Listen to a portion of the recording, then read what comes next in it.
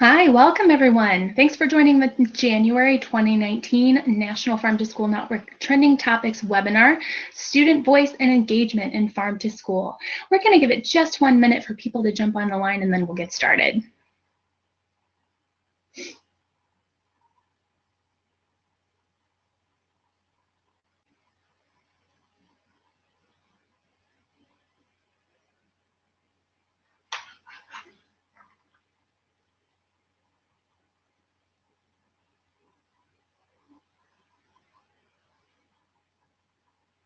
Welcome everyone. Thanks for joining us for today's webinar. You have joined the January 2019 National Farm to School Network Trending Topics webinar, Student Voice and Engagement in Farm to School. My name is Lacey Stevens and I'm a program manager with the National Farm to School Network. I'll be your host and moderator for today's webinar. I'd also like to thank and welcome our co-presenters and planners, Jen Cirillo and Amy Austinson of Shelburne Farms. Before we get started, just a few housekeeping reminders. This webinar will be recorded and archived for future viewing on the National Farm to School Network resource database. You'll also receive a link to access the recording of the webinar in a follow-up email, along with any resources and links from today's presenters. All of our attendees are in listen-only mode. So as you do have questions, and I hope that you do have questions for our panelists today, please feel free to put those into the question box on your control panel. And we will have plenty of time for question and answers with our presenters at the end of the session. So just continue to enter those questions into the question box as we move along through today's presentation.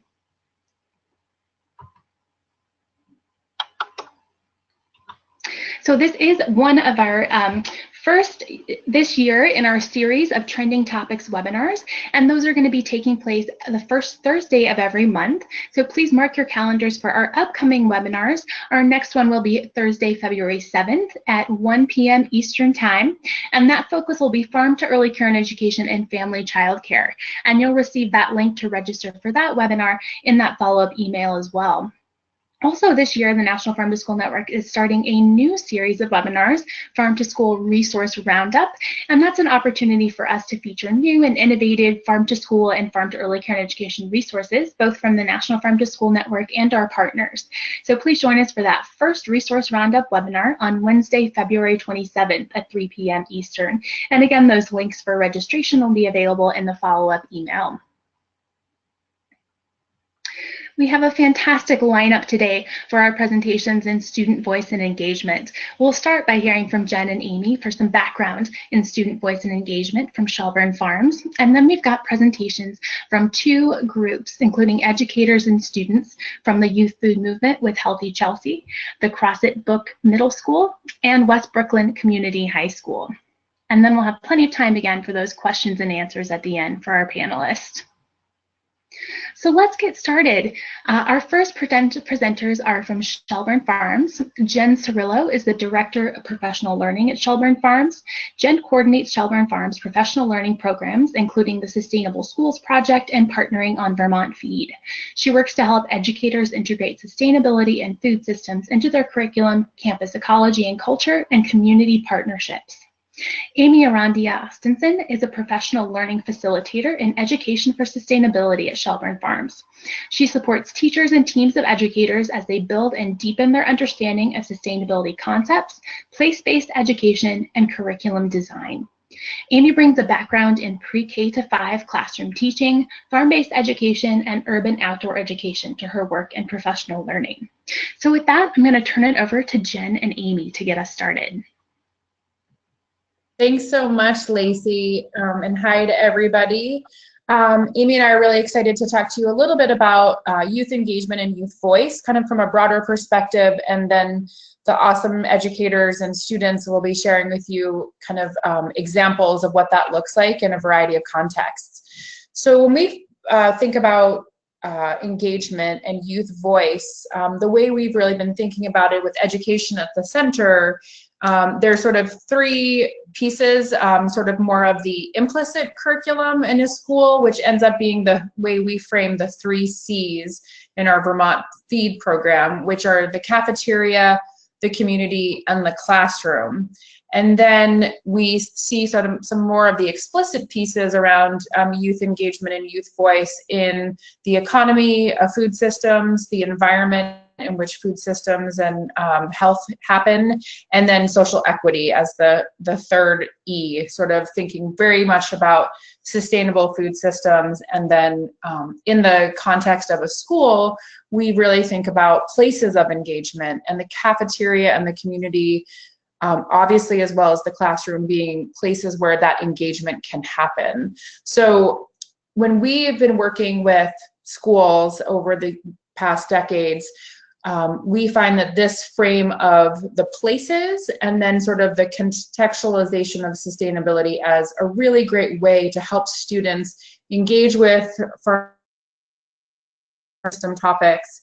And it also really leads to, I think, deep engagement and opportunities for youth voice. So we can go to the next slide. So when we think about developing any kind of program for a school, we need to think about students at the center of all of that work and all of that creative thinking.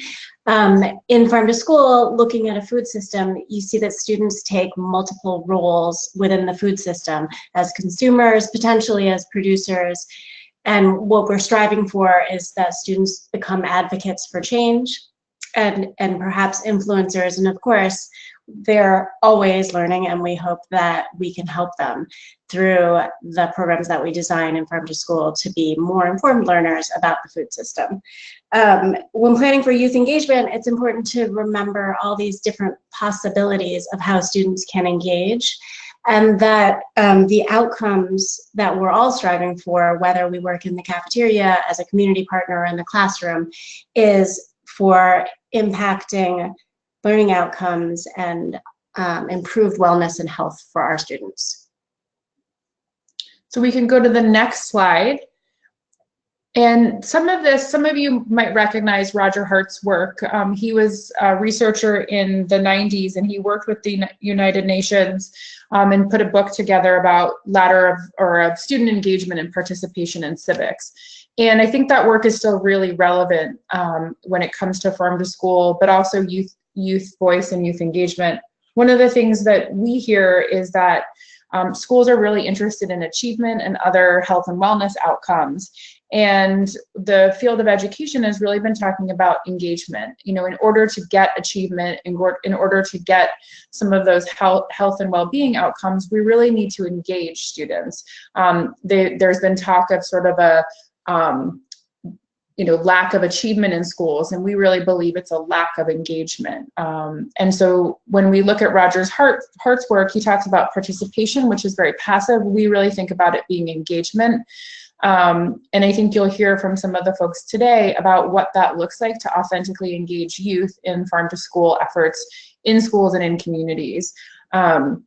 And so we're really focused on engagement, and Roger Hart, talks about these lower rungs, which we're going to ignore. We really don't want schools or adults to be not engaging youth. So we're going to ignore those first three rungs. But as we look to his work, he talked about various ways that students and young people can be engaged. And we really feel like the top, sort of the pinnacle of this ladder or of this program is really when youth and adults are sharing decision makings and they're equal partners.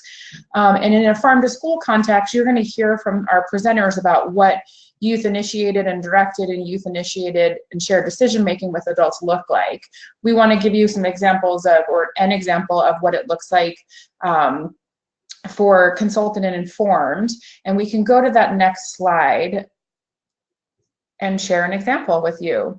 So one of the things that happens a lot with Farm to School are recipes and taste testing, and that's a really good example of when students are consulted and informed. There already exists a system in the cafeteria for putting school meals out, and I think when the opportunity arises, educators and school nutrition professionals might work on developing some recipes that they want students to be consulted on, and then told, like, we're going to be offering some new experiences for you in the cafeteria, some new food experiences. We want your input on those. That might be consulted and informed. So students know that there's a school nutrition program. They know that the school nutrition staff and maybe other educators are interested in shifting some of the school food, and then they engage in taste testing and have their input considered in that planning. They may not know the nuances of the school nutrition program, they may not know some of the details, but they are being consulted and informed. And we often hear that's maybe where a school is starting, and then we can work to move educators and school nutrition professionals and sort of the whole adult school environment up the ladder, so students are really having more of that shared decision making. Oftentimes we, especially with younger students, don't think that they might be able to understand some of the topics that are unfolding with Farm to School, but when we find that we're engaging them really richly in these conversations about school nutrition, about our community and where our food comes from, they often are very creative, and they're often think outside of the box and actually really help to move school nutrition and Farm to School programs forward. So we really encourage educators to say, if this is where you're starting, what are some steps, or if you're a school nutrition professional, what are some steps that you might take in order to kind of move up to those next rungs of the ladder where youth have a lot more engagement and voice within the system that, as Amy suggested, really is who gets impacted hugely by the school nutrition and the learning environment of a school, and really is why we're educators and why we're school nutrition professionals. We're there for the students. So we can move to the next slide.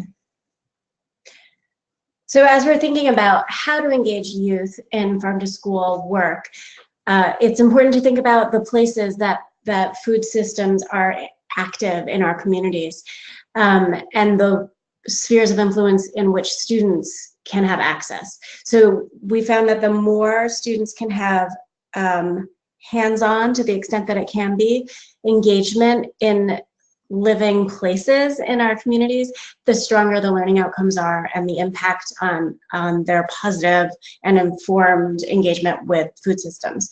So that may mean that students can think about projects and teachers can think about projects that happen within their school community. It might be about walking out into the neighborhood and seeing what's growing and who's doing the work within food systems, connecting with shop owners, or going further afield and working with farmers and seeing where food comes from in that sense. As students get older, it makes more sense to extend the radius of places that they're engaging in as they learn about food systems. But regardless of the age or the focus of the food systems project, you want to make sure that there's a connection to place that's meaningful to students.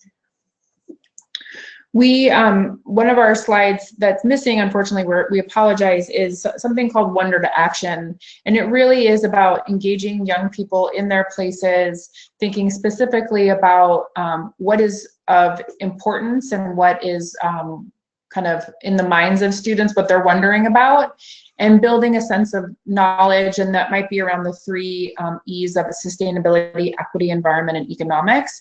And then moving into some opportunity for engagement. And you could call it civic engagement, but you just think about how we engage people, young people, in really making a difference in their own lives and in their community. We are so excited and thankful for the teachers that are presenting today, and we know that you're going to hear some really good examples from them. So thanks for having us. Thank you so much, Jen and Amy. That's such a fantastic way to set the stage for our next presenters and think really concretely about what opportunities there are to move up that ladder for educators and schools and programs. So with that, we're going to be moving into our next presentation and group of presenters from the Youth Food Movement from Healthy Chelsea.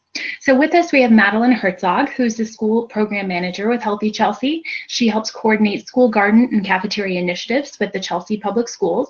She also co-coordinated Youth Food Movement.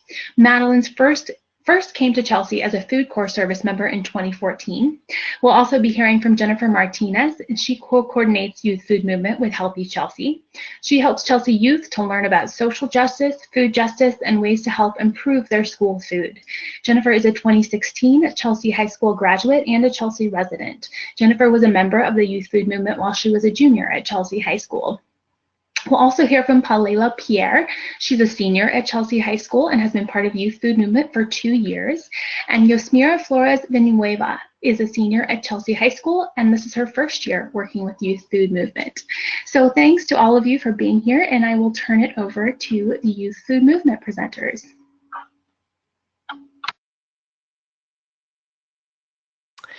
Hi, everyone. Thanks for having us on here, Lacey. So this is Madeline kicking us off, and I'm just going to provide a little bit of context about what Healthy Chelsea is and the history of our school food collaboration in Chelsea, and then I'll hand it over to Jennifer and our youth leaders who are going to speak about their experience.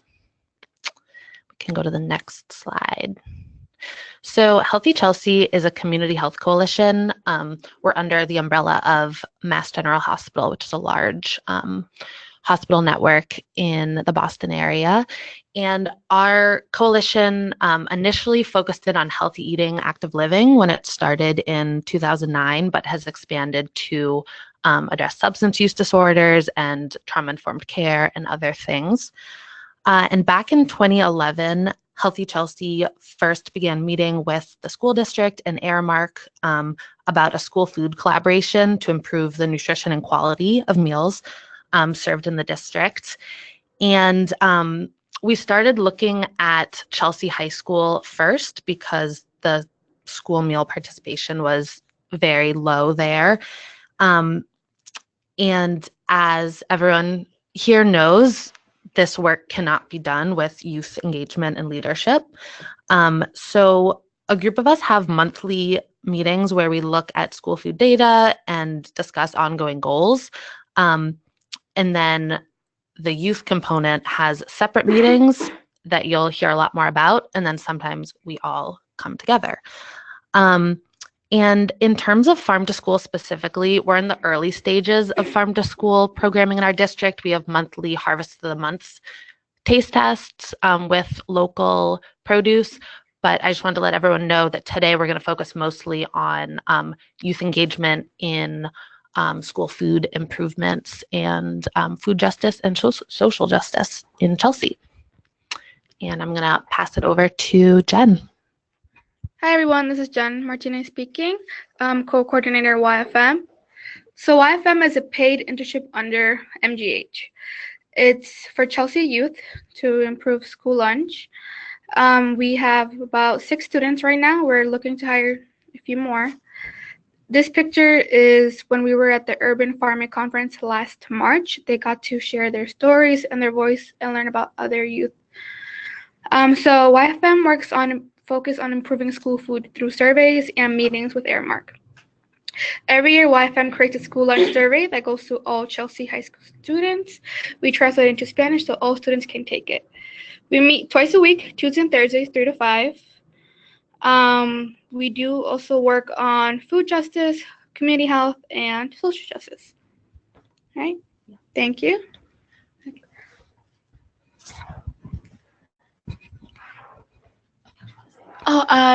This is Yosmira Flores, and here's a photo of YFM, and we were there. We were at this farm where we picked, we just picked a lot of apples. But yeah, next slide, please. Okay, so our school our involvement as YFM in Chelsea High. So Chelsea High has this year incorporated smoothies. And it's been a big hit in Chelsea High, and it costs $1.50. And another thing that's popular in Chelsea High is the taco and burrito line. And this year we had a meeting. This month we recently had a meeting with Airmark this month regarding regarding putting hot sauce as an option for our lunches, and as well as discussing lowering the prices for the smoothies. But Airmark told us that it was at a reasonable price. And for the hot sauce, this week currently we're having a trial week where we're having hot sauce pockets, and the results are really good. some feedback I got from students were that it has made their lunches a lot better. Um, Next slide is for Paulila. Hi everybody, my name is Palela and I'm also a senior at Chelsea High and I've been in YFM for 2 years. So also in YFM, obviously we represent the youth in the group, but we also try to get as much opinion from the students in school as possible. So and we do that by conducting a survey every year where we ask various questions about the school lunch, about how like if the kids like it or not, what they like about it, if they enjoy it to see and get their opinion. And then with that, when we get the data back, we collect the data, we analyze it, and we present the data to our food provider, Airmark, to see if we can make any changes on the school lunch. Also, another thing we do is we have focus groups, and the purpose of the focus groups is that, again, so we can get the youth opinion to see what they want to learn about, what they are interested in learning about, because we don't want to like force them to learn something that they don't want to know about. I know that as a youth myself, if somebody just told me, oh, I'm going to show you this, I'm not going to be interested, so we try to get their opinion, what they want to learn about. And when we, after the focus group, we analyze what we got from them to create a workshop so we can present it to them and teach them whatever they want to learn about. Next slide, please. And this is an example of one of the questions that was in our survey. It was, what things do you think about when choosing your school lunch? And 72% of students said flavor, 50 said what it looks like, and so on. Next slide, please. Not only does YFM does work inside the school, but we also focus on doing it outside of school. And one example was last year we volunteered at a Lynn farm food project where we helped them out with planting, watering their farm, and stuff like that. We also collaborate with other organizations in Chelsea, such as ECO, MGH, Dietetic Interns, and try to see what we can do to make things better. Also this year we currently attended a Massachusetts Farm and Seed to School conference. And after the conference, I was one of the youth that spoke and asked some questions. And after that, we gave them feedback on what we thought they could do better to get more people to come to the conference. And some of the feedback we gave them was they need to have more youth because we were the only youth in the conference.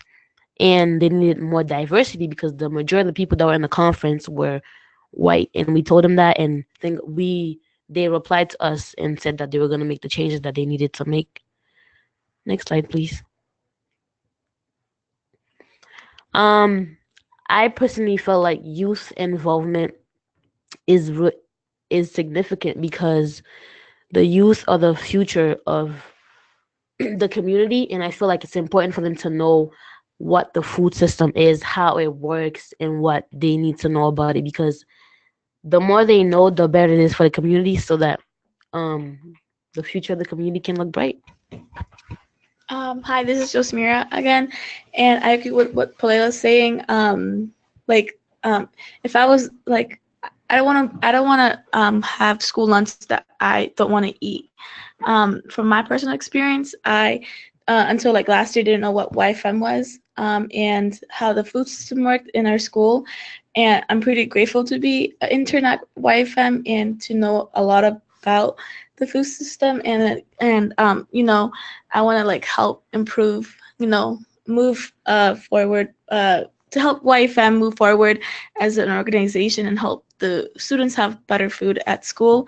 And one thing I learned from like being in a YFM intern was that it both if the students eat the food, it benefits the school as well, because the school gets more funding if participation increases, and just overall having the students eat their food.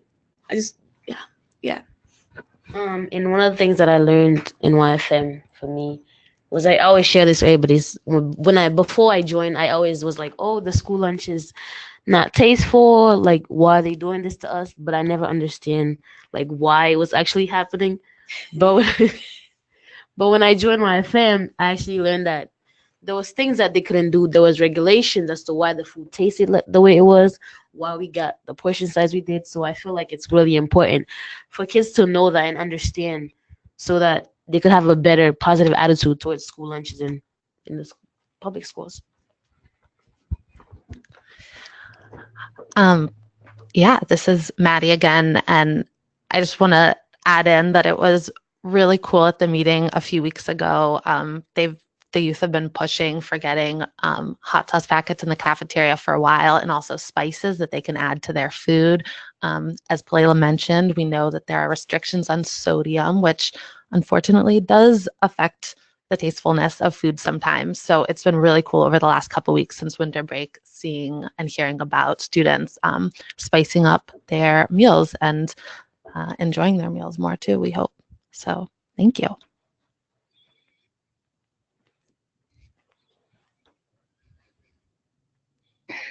Wonderful. Thank you so much from the Youth Food Movement team. Great to hear about your work both in the school and in the community. And again, as you have questions for any of our panelists, please be sure to enter those into your question box, and our panelists will be able to answer those at the end for you. Thanks to that team. And moving on to our next presenter from Crosset Brook Middle School, Sarah Popowitz. Sarah Popowitz has taught middle school science in Vermont for the last 18 years, and within that time, she's created a sustainability program at Crosset Brook Middle School in Duxbury. She is passionate about teaching sustainable food systems, climate action, and inspiring students to become tomorrow's environmental leaders. So thanks for being here, Sarah, and I'll turn it over to you. Great, thank you so much, Lacey. I appreciate it. Thanks for including me in this great discussion. Yeah, so I am from Crosset Brook Middle School, which is a small rural school in northern central Vermont, Waterbury, Duxbury towns. We're actually just outside of Montpelier, our capital, and we're kind of nestled right in the mountains, and that landscape really provides such an important part not only of our community but of our school and our school community, and has really helped shape a lot of what we do here. And so what you're looking at right now is some murals that students have designed over the last couple years on our greenhouse, actually, meant to represent the Green Mountains of Vermont and kind of what we hold dear to us around sustainability. I teach sustainability science as an applied academics class. I'm kind of a specials class. So I see all 5th through 8th graders every year, and we kind of focus on different units around sustainability, food systems being one of the most important ones. So you can move to the next slide, please. So one of the most unique parts, and what is so super exciting about my job, is I absolutely never know where it's going to take me. When I proposed this program about 7 years ago at this point, I really just had an idea and a vision in my head of what it would look like to teach sustainability, but the rest of it was shaped by kids. You know, it's like when rubber hits the road and you're sitting in front of a classroom and you're talking about sustainability topics and farm to school and all of these amazing things, yet you don't really have the grounds and the hands-on manipulatives to teach it the way you want. And you say that to kids, and this is why I love middle school, because they just looked back at me and said, well, then why don't we just do it? Which was brilliant. So we did, and now after about 6 years, our learning space has really been transformed by student voice and what the interests and connections that kids made as each group came through. So we now have a chicken coop where we house about 18 chickens, vegetable gardens, a greenhouse, a small apple orchard, pollinator garden, compost, and we're getting a beehive this coming spring. So we have to learn really fast how to be beehive farmers, which will be a lot of learning on all accounts. But it's pretty amazing to watch kids use their voice to learn about what's important to them and make those connections around sustainability, and then have to be able to follow through and take care of all of these pieces and hand them down to the next students who are coming in. So it's kind of like this great full circle. You can move to the next slide. So with that, transformation is so amazingly exciting, and student voice is so amazingly exciting. but you have to be ready for the unexpected. And so if you were to ask me 7 years ago, the things that I would be doing today, I would not have believed it. But when you see how kids' minds work through this amazing connection. So for example, you're looking at some different pictures here in the upper left-hand corner, you see a few students holding a honeycomb. And we use a lot of local beeswax from farmers in our area. Fifth graders began making these reusable snack bags, and then they realized they wanted to try a new technique with using beeswax. And when we sort of exhausted the beeswax in our community, they said, well, why don't we just have our own bees here? And you can kind of see the progression. So 3 years later, we have this grant to start our own beehive. So that idea of student voice 3 years ago has now led me down this new path that we are all still learning and growing on, which is kind of cool. A couple of years ago, students, before we built our greenhouse, they wanted to continue to grow green. So right now it's January and we're in the middle of a snowstorm. And so we did some research, and students became really interested in microgreens, and they knew that that was something after their research that they could grow fairly quickly and fairly easily within a classroom. And after doing all of these taste tests, they really wanted to get microgreens into our school lunch. And so that project sort of took off, and now students grow and harvest and package and sell little mini batches of microgreens to our faculty, which is kind of cool. And we do lots of taste tests. And the cool thing about that is, you know, beforehand, they didn't even know what a microgreen was. And now they are growing and harvesting and marketing these amazing microfoods and using them in the cafeteria, which is really cool as well. So kind of seeing that unexpected path transform based on student engagement and questions and excitement has been a really rewarding part of this job. We can move to the next slide. Thanks.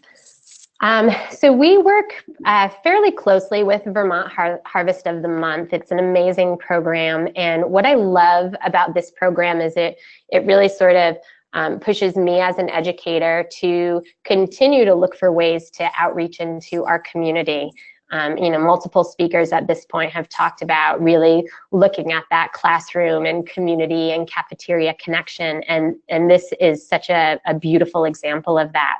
As we started to research Harvest of the Month and what we could do with it, students came up with an idea of creating our own cookbook. And so the recipes came from people all throughout the community. And my students created our own little logo that you see in the upper right-hand corner. And they involved our middle school, our elementary school, and our community, hence the three shovels. All sort of working and rooted together. And we pulled together about 80 recipes that all feature different Harvest of the Month ingredients. And then that cookbook turned out to be a pretty big fundraiser, and it's how we were able to raise some of the initial funds to build the greenhouse at our school. That was a really great example. We were actually also able to use that logo in the village market, so a market right in on our main street. And students were able to highlight Harvest of the Month ingredients right in the grocery store. So when they were shopping with their parents, they could say, hey, look, you know, that's our Harvest of the Month symbol. This is a recipe, you know, for beets, which is January's Harvest of the Month right now. Let's get some beets and try this recipe. And so it really brought what we were doing in the classroom, connected it to the store and the community as well, which is really great. And then we've just done some fun things like, I won't play it, but there's a little video below with the boy holding the little kale piece where they do these little cooking videos around a Harvest of the Month and show that. And then those recipes get featured at the elementary schools and in both of our cafeterias. So that's been a cool little project and connection that brings farmers, businesses, students, and our community members together. Can go to the next slide. So from there, it just kind of keeps building and morphing on top of each other. So now we're collecting eggs and we're selling and we're growing microgreens and we're packaging and we're marketing. And from that, students really started to get super excited about basically running their own little mini food system and really becoming business leaders. And the highlight of their day was coming in and getting to, like, what are we going to sell today? And who can we sell to? And so these web order forms came up and planning came around. And 2 years later, we actually run a fully operating business called the Cougar Co-op. The Cougars is our mascot. And students sell a variety of things, including the eggs and microgreens, but we now make about 4 other products using all sustainably sourced materials.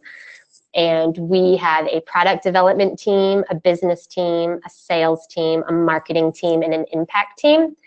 And running this business has been amazing for students. It's one of the highlights of their time here, and really a legacy, again, that I never saw coming, but has really grown and taken off. And we sell in our community, and we also do have an online sales where we can sell and ship our products nationally. Maybe not the eggs, but we have a few other products that we can sell and ship nationally, which is pretty great. And last slide. And so really to come full circle, the work that we do in sustainability in general, not just within the food systems, but throughout the whole program, we really bring everything back to the United Nations Global Goals for Sustainable Development. And the mission is to give back to our local community through partnerships and organizations. And so kids can really see that they have a local impact, but really get the greater global good vision. And so all of the money that we raise through our business is donated back to the community, and kids get voice and choice as to where that money goes. And seeing them hand over these checks at the end of each year to things like our food shelf or the senior center, or even giving back to student projects at the elementary school, it's an unbelievable connection, and so rewarding as an educator to see the kids realizing that they have such an impact on this planet. And that's what empowers me every day to continue working with kids, because I know that doing this kind of work is the best hope for a sustainable future, and they love it. It's what brings them to school every day. And I think that making those connections is the most important thing as an educator that we can do. So it's for sure been the highlight of my teaching career at this point. Yeah, and I think that's about it. Thank you so much, Sarah. It's so exciting to see how that work has grown and developed in such a student-led way. Really appreciate you sharing all of those initiatives, and perhaps we can share some of those links, including the videos, and folks might be interested in purchasing some of those products in our follow-up email. Absolutely. Thank you so much. Great. And again, as you have questions for Sarah and our other speakers, please feel free to enter those into the question box as we move into our last set of panelists here. We'll be hearing from Dialana DeGaines from West Brooklyn Community High School. Dialana began her career in culinary arts over 8 years ago. 4 years ago, she received a master's degree in special education and has since then been working at West Brooklyn Community High School in Sunset Park, Brooklyn. Dialana work with students encompasses teaching English literacy skills, education on sustainability, culinary arts, food justice, and exploring food service careers. We'll also be hearing from Faith Flores, who attends West Brooklyn Community High School. Faith participated in the after-school culinary program and has attended many events related to food sustainability. Culinary arts and sustainability interest her because she believes people deserve access to clean water and healthy foods. And Evelyn was not able to join today, but in her place we have Diana Akusa, and I'll let her introduce herself as we move into the presentation. So I will turn it over to you. Hi, good afternoon. Thank you for having us. So yes, I started at West Brooklyn 4 years ago, and at that point there was no culinary program. and just my love and passion for cooking and for teaching. I just started with a small group of students an after-school program, which seemed to grow into a culinary elective and other activities and programs that we have just done throughout the school.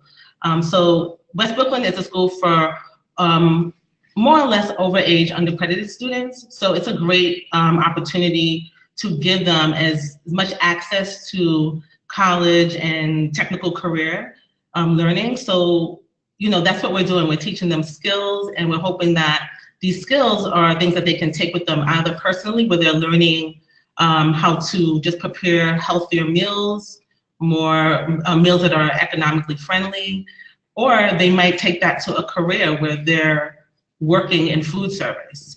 So yeah, you can move to the next slide.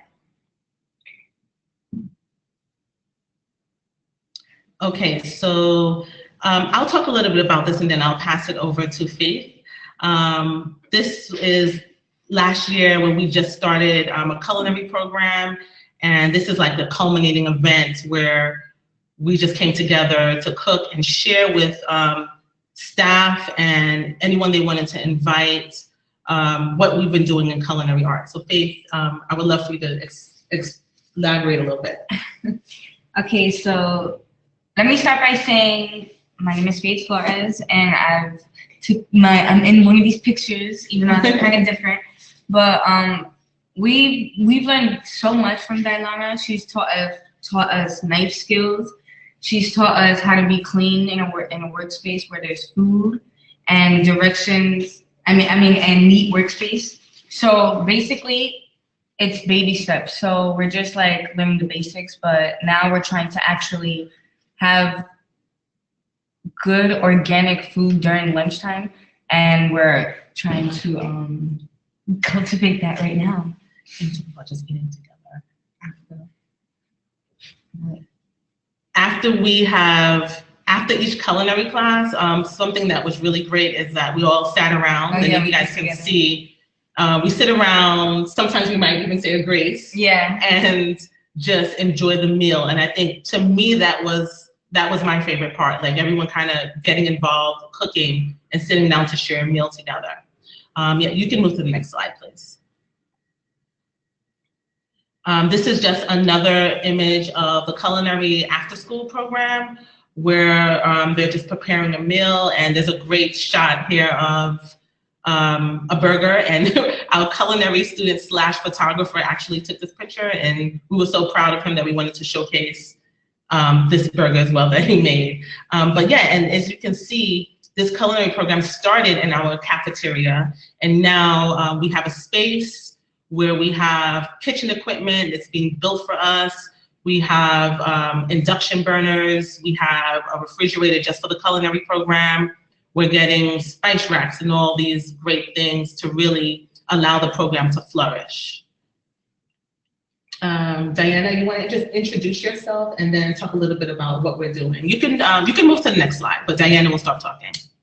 Hi, I'm Diana Acosta, sorry. But I'm a more newer student than Faith, but it's great to see that, you know, there's fresher ways to make the foods that I already eat, with like healthier alternatives to the foods that I already eat to make them better for my health, and to see that like I'm a part of something that's gonna grow into like a bigger class, I could say, I guess. And it's like last year there wasn't even a culinary program, and now there's like a class for it, and I just can't wait to see like how it progresses into the future for the next generations to come.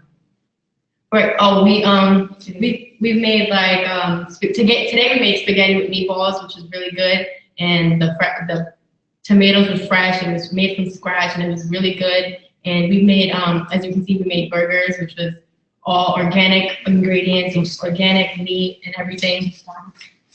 And, we made home fries, which is really awesome. It tasted so good. There's so much seasoning. She taught me how to season food too, because I used to make everything spicy. She taught me that not everything needs to be spicy. And yeah, she's a great teacher. Thank you, Diana. Additionally, this slide that's showing up right now, the Literacy, Culinary, and Science team, we teamed up we co-planned and we taught a lesson on sustainability. And we got this idea from visiting Shelburne farms, myself and the science teacher, Kaya. And we just wanted to showcase some of the great things that we learned at Shelburne Farm. So this particular lesson was students in science creating a, tracking the food, the ingredients to a dish that they wanted to prepare. So they had to track all of the ingredients and find out, okay, is this a sustainable ingredient? How was it sourced? Is it organic? Is it GMOs? And really track each ingredient. And then we chose one dish that we wanted to showcase. So that dish was tostadas, which is a fried tortilla with with spiced chicken, with chipotle, refried beans. And it was just it was a hit. The students loved it. And it was a great way to bring in sustainability. We went over the sustainability goals. And, the students loved it because, like I said, culinary is really new. So just having access to food and them smelling the aroma around the building, I just feel like it gets everyone excited. You can move to the next slide, please. Okay, so this is our hydroponics garden. And this is something that was created by the science department. And this was also great because what science did was they asked culinary, hey, what do you guys need? What kind of spices do you need? So we kind of worked together and we were able to grow a lot of basil, a lot of sage, and Faith was a part of that. So I would love for her to speak to that. I was a part of this hydroponics whole thing. It's basically like having a garden inside. So everything is like water based. There's water flowing through pipes, and you just drop the soil in with like something to hold it. And is it a UV light? Yes, a UV light keeps it from growing and stuff. And yeah, many kids participated, and it's just something that we're trying out because we want fresh ingredients while we cook, and it's better that way, I guess. Okay, thanks, Faith. You can move to the next slide. Okay, so this was also a really great opportunity. Last year, as a teacher, I was able to go as an educator to Stone Barns at Blue Hill, which is a farm and a farm-to-table restaurant and an actual farm, which is just a great experience to tour the farm and to see the foods. And we were able to also take students there several months later for the same experience. So, I mean, Faith, maybe you can talk a little bit about the actual farm, and then we'll talk about the culinary piece to it. Okay, so while we were at the farm, we've seen many different types of animals and the way that they were living. So like they weren't all cramped up together at all, like how we've seen videos of how like animals get abused and stuff. They were very spaced out. They had lots of room to do anything they want to. They had their own food separately. And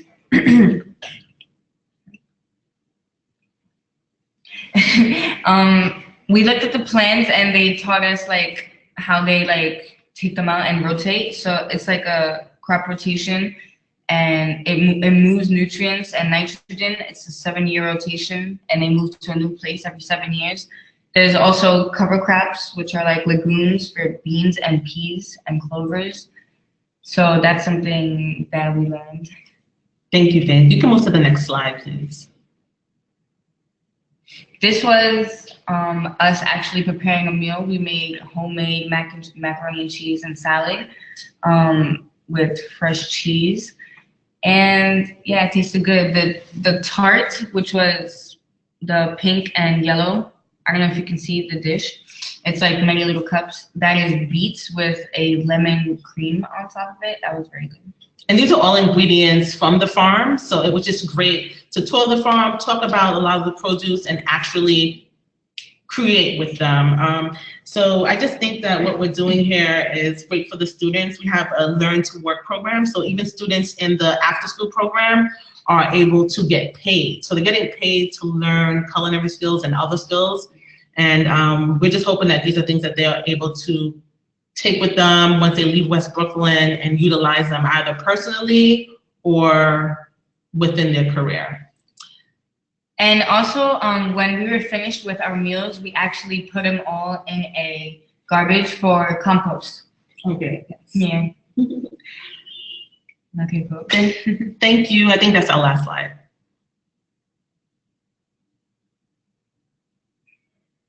Thank you so much. I'm sure everyone is getting very hungry for lunch after seeing that and hearing about your work. It all looks delicious and exciting to see again how that work is developed and that collaboration between the different departments in your schools.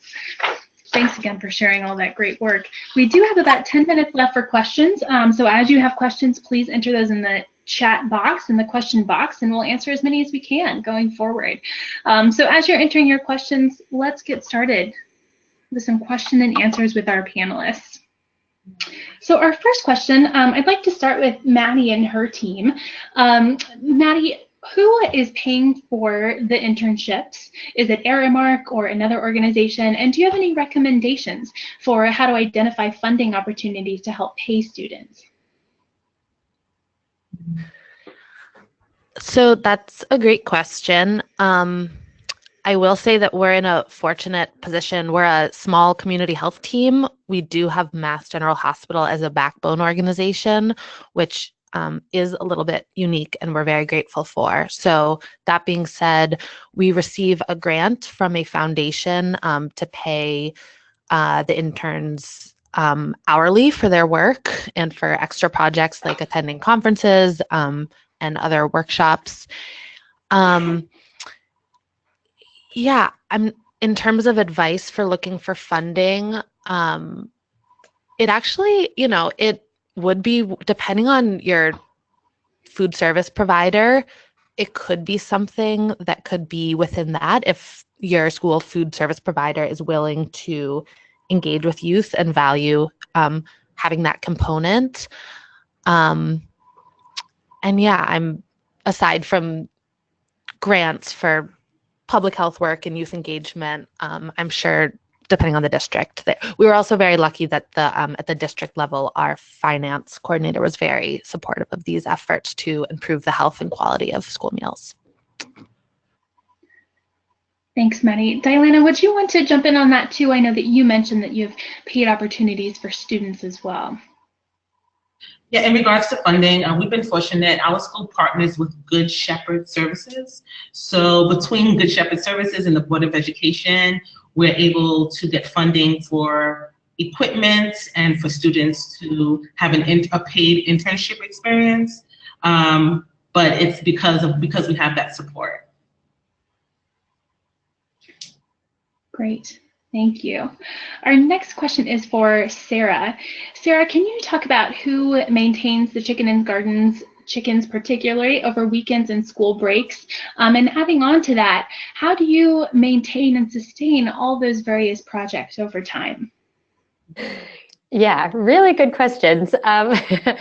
So I am a community member here in this town. My children also attend this school, and our students in the program as well. And so, this has been at this out of the starting gate really a labor of love. And so I therefore do take care of the coop and the chickens and some of the other structures.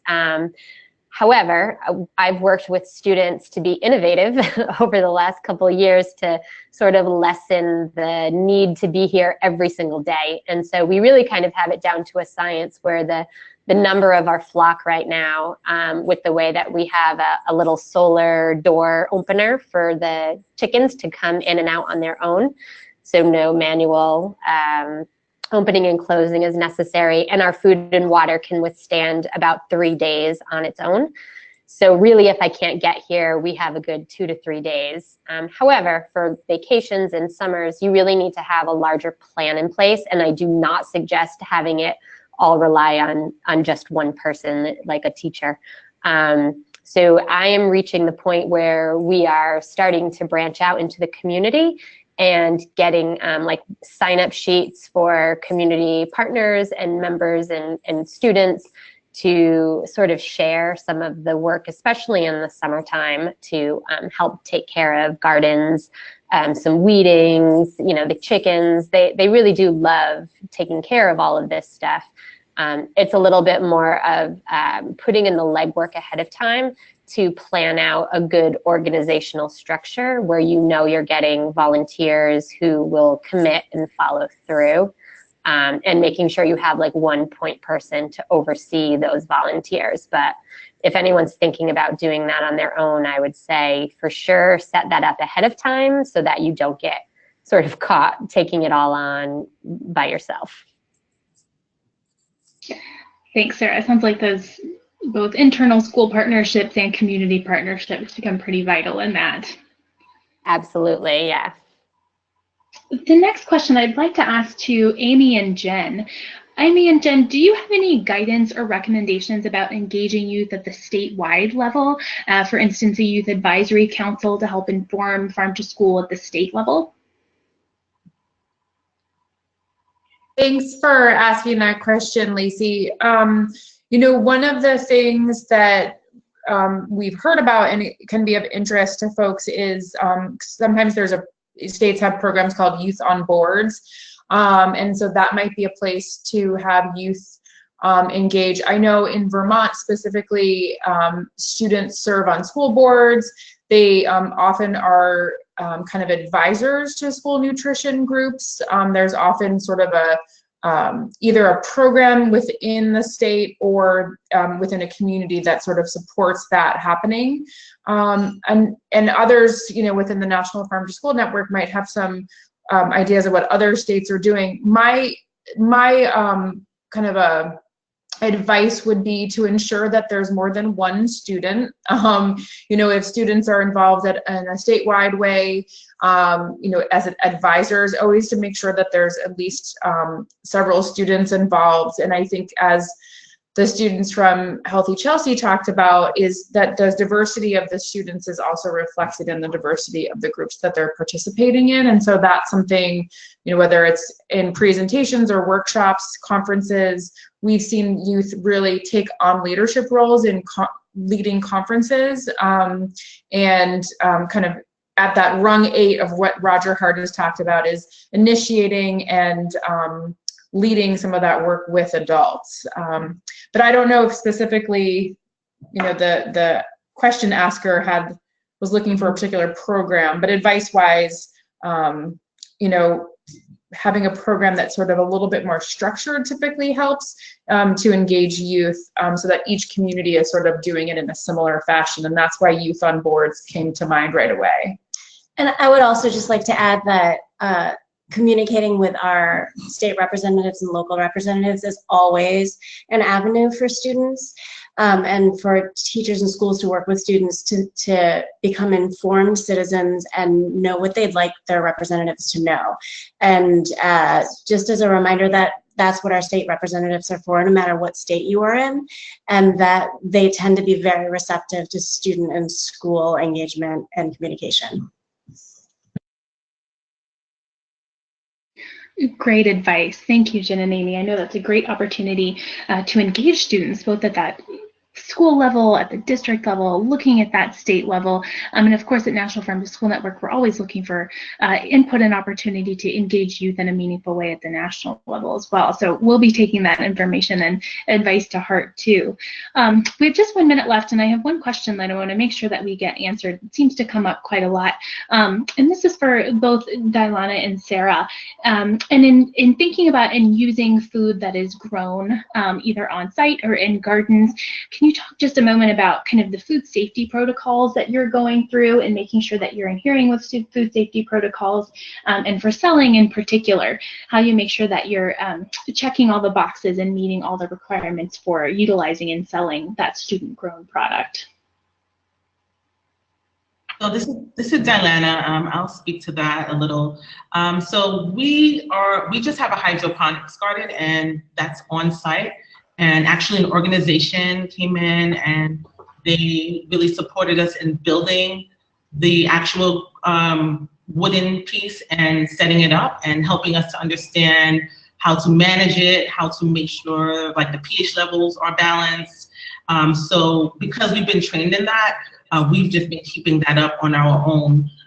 Additionally, we haven't been growing anything else, but we do buy local and organic products from a food co-op here in Brooklyn where everything is certified. Yeah, it's a really important topic for sure, and one that, you know, it was a great learning opportunity for myself as well as students when we first got into potentially growing and selling the food that the kids were involved in. And so really what it came down to for us is anything that we are going to either sell within our community or we are going to provide through the school lunch program, we have to have our food service director oversee what we're doing. And what that means is, for the most part, we bring everything, like she'll come up and check out our program, and everything that we harvest, we bring down to the school cafeteria. And then she goes through with the students, you know, food and safety and regulations, and then everything is done under her watch and her eye, basically, since she is, you know, trained and certified to provide food for the kids at the school. And it is an important topic, and therefore we do not sell our eggs or anything, you know, like our zucchini breads or our microgreens. We don't sell any of that online or outside of our school community because, you know, you really do need more regulations in order to, you know, ensure safety on that storefront. Thank you, Sarah. Yes, absolutely. I think having that, you know, those folks in your school who have those certifications and trainings, as well as looking to your community, whether that's extension or your USDA contacts, to make sure that you're adhering to those at both district level and state level food safety requirements. So appreciate you taking that into consideration and sharing your experience. Thank you again so much to all of our panelists. It's fantastic to hear this work. And thank you to all of you who are able to join us. Again, you'll receive a link to this recording following, and some links to the work that our presenters shared today. So have a great day, and we'll look forward to having you join us again for our February webinar. Thanks for joining. Thank you. Thank you. Thank you.